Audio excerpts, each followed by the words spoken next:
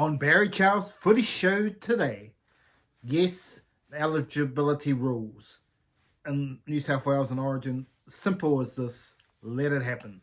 Let the Kiwis, let the England players play that are been in New South Wales since they started high school. Simple as that. The rules that they are currently, just keep it at that, and if they are eligible to play, let them play, and if they want to play for England, if they want to play for New Zealand, let them do it. That's what they should do, and that's all I'm going to say about the Origin eligibility. Everything else, Raiders, Bulldogs, Panthers on fire towards the finals, while the handbrakes are on the Warriors, and the Broncos. Hasley gets 500, gets a win in his 500th game. But yes, the worst kept secret in NRL, Dally Cherry Evans is off to the Roosters. And it's not going to be confirmed till the end of the season, but that is rugby league. But we're going to talk about the footy over the weekend. Let's get to it right here, right now, on your favourite channel, Barry Charles Footy Show. Welcome back, guys and gals, to the channel. Rugby league at its greatest over the weekend. And yes, let's start off with the Warriors absolutely losing the plot. Or did they? Let's get serious about it. Titans came to play. Titans played like Penrith. That's how good they played. They played like Penrith and won. The Warriors played like the Warriors and lost. They didn't actually play that bad, the Warriors. I know DWZ made his mistakes. Capewell coming running out. But defensively out wide, there's an issue on that side of the field, no doubt about it. Always has been. But apart from that, the Warriors were actually pretty good. But the question mark for the Warriors, and it has been all season, is scoring points. I think in all the games this season, only 5 times this season got over 30 points, so they struggled to get a lot of points, and that's why their for and against is real bad. And if it was down to for and against, they wouldn't even be in the top 8. So the Warriors have been getting the wins this season at least, but they've got to continue because Penrith may not lose another game this season going into the finals. So pressure is on the Warriors. Luckily the Broncos lost for the Warriors fans, but do I think they should drop DWZ? Well, yes, if you want a potentially better defense than Tuapiki, but he brings more an attack. And the Warriors need attack, so you can't win. DWZ is 2.0 effective, or maybe just not quite his level, but about that sort of thing. He's good in attack, but his defense is rubbish. And it's just what's plagued the Warriors for a long time is getting that winger right. Roger has proven to be right. He's the meter eater and that, but DWZ just can't do it defensively. If they can find someone to play the wing there that does it great defensively and can score tries, then well, look out. But that's the problem the Warriors always have had, was leading in those tries on that edge generally. It just always has been the case. And Capewell, he's doing his best, but he's not a centre at best. He's just playing there to fill a gap.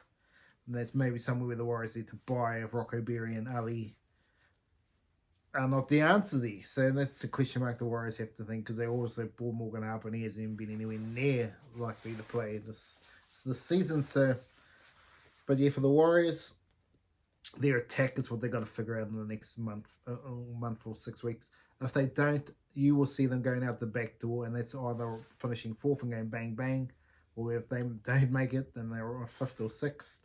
They could be out the back door straight away. They need to find that attack, and they need to find it quickly. And they've got to decide if Tanner Boyd's the man, and I guess that's what they're going to go with. But it's Timothy Martin, potentially the one they should have put there. Even though I was going for Tanner Boyd for the goal kicking.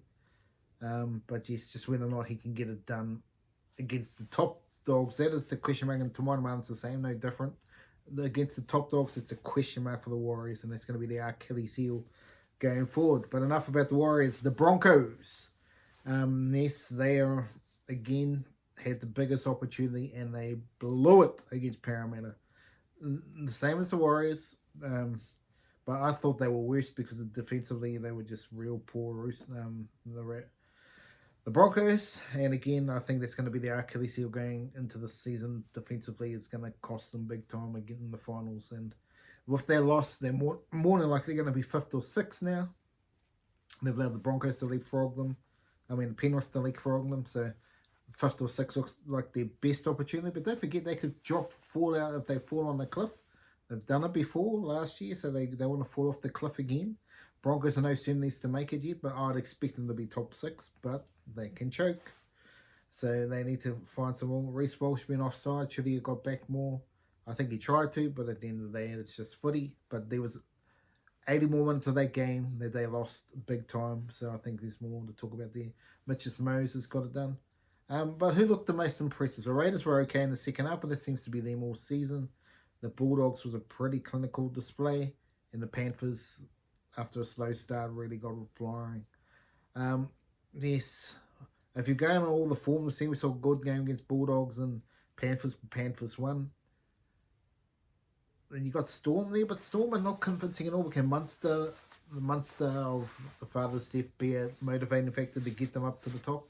Potentially, yeah. If you were really seriously going, probably on form now, you'd go Raiders, a Raiders Penrith grand final at this stage. But again, it's not one right here, right now. If someone can get on a charge right now, Penrith are on the charge at the moment, but is their charge going to run out? Can the Bulldogs start to go on the charge if they've started to do?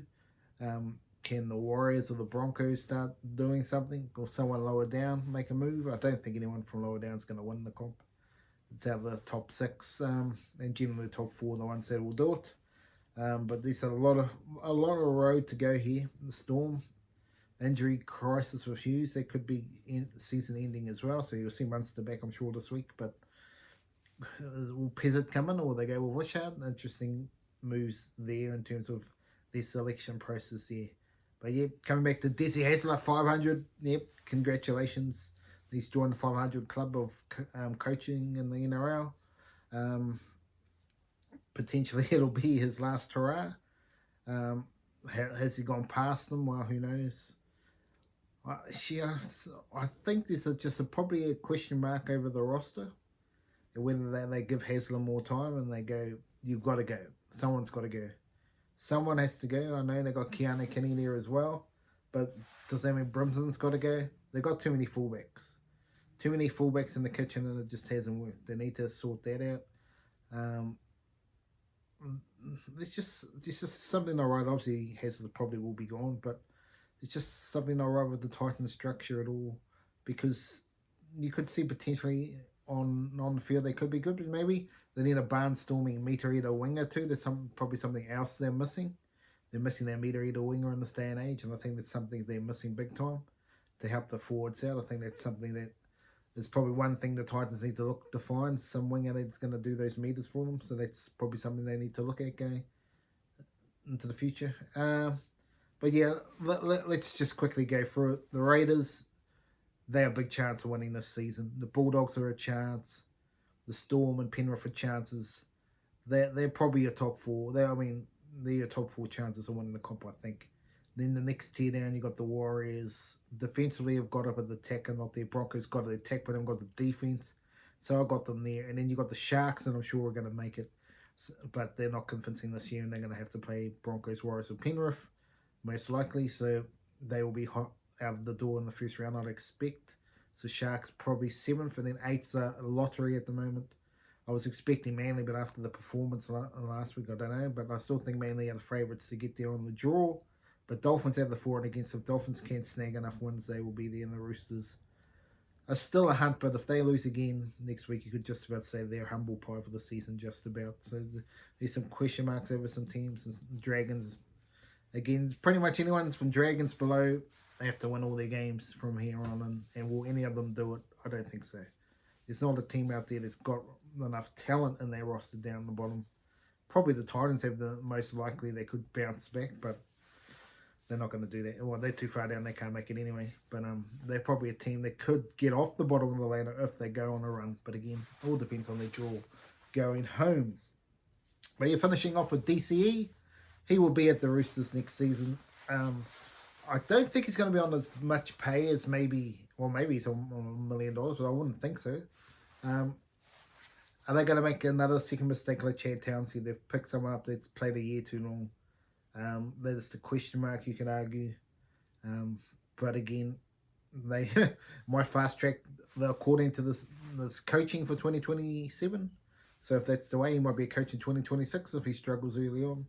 Who knows? That is rugby league. But yes, for your Warriors fans out there, Chanel's doing his job. Tanner Boyd, can he go up another level? That's the question mark. He's got time to get to another level.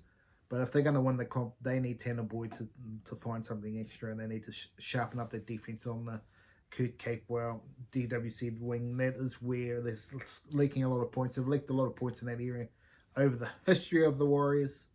They got Sheck sorted. They got that side sorted with Pompey. That looks pretty good to me. But that other side, they got to fix it, and they got to fix it quickly. But anyway, that's Bad Charles Footy Show for this episode. Remember to like and subscribe, and I'll see you at the next video.